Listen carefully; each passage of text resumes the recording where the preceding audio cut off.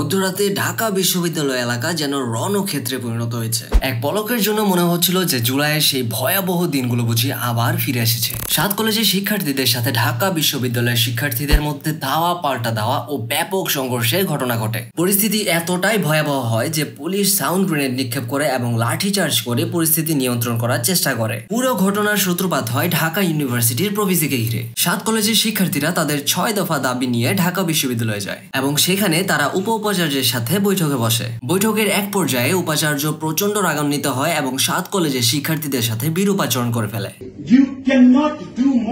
আমি তোমাদেরকে বলেছি দুজন আসতে বলেছি, কেন বলেছি দুজন আসতে? আমি তোমাদের কথাটা শুনতে চাই।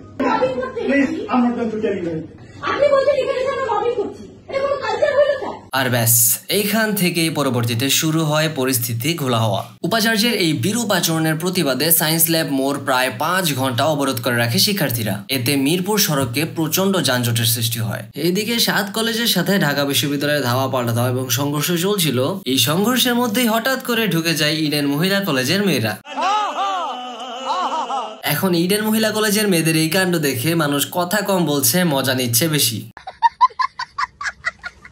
এদিকে জুলাইয়ে আন্দোলনকারী শিক্ষার্থীদের উপর হেলিকপ্টার থেকে গুলি করার প্রমাণ মেলায় সাবেক র্যাবের ডিজি হারুনুর রশিদের বিরুদ্ধে গ্রেপ্তারি পরোয়ানা জারি করেছে আন্তর্জাতিক অপরাধ ট্রাইব্যুনাল। আন্দোলনকারী শিক্ষার্থীদের উপর গুলির নির্দেশ সহ মানবতা বিরোধী অপরাধের দায়ে অভিযুক্ত করে তাকে আদালতে আবেদন করে প্রসিকিউশন। অপরাধের বিবরণ শুনে তাকে গ্রেপ্তারের নির্দেশ দেন বিচারপতিরা। আইনজীবীরা জানান, জুলাই আগস্ট অভ্যুত্থানে র্যাবের হেলিকপ্টার থেকে গুলি ছোড়ার প্রমাণ পেয়েছে অপরাধ ট্রাইব্যুনালের তদন্ত সংস্থা।